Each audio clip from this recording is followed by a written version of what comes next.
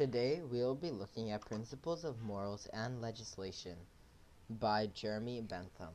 Jeremy Bentham wrote an introduction to the Principles of Morals and Legislation in 1870, and the book title is a good description of what it is about.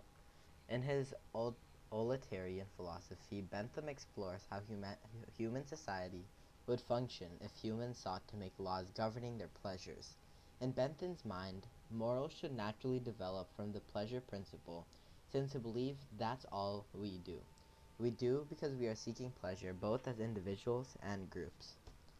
To this end, the book reviews the major pleasures we seek in life and how laws to regulate and distribute those pleasures would function. He asks and answers the question, what kind of system of laws would develop if we acknowledge our pleasure-seeking drives? The book details how to measure various common, everyday sources of pleasure and pain. This is important because without quantifying what constitutes pleasure, how could a law limit or encourage a certain pleasure?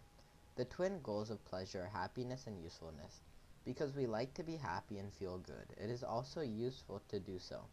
Bentham speculates on what qualities of pleasure are important for devising metrics, including intensity, duration, and degree of predictability or certainty.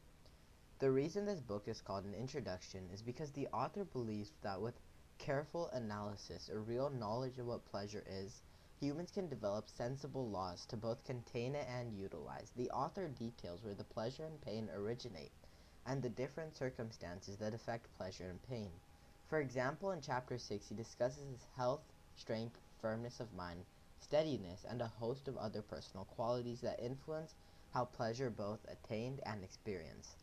Bentham applies his principles in the context of English law, such as English common law, and discusses current understanding of what rights are under the law. In his analysis, he does not find many instances in which common law works well with the pleasure principle. Most laws are not utilitarian and punish individuals for natural. Thank you.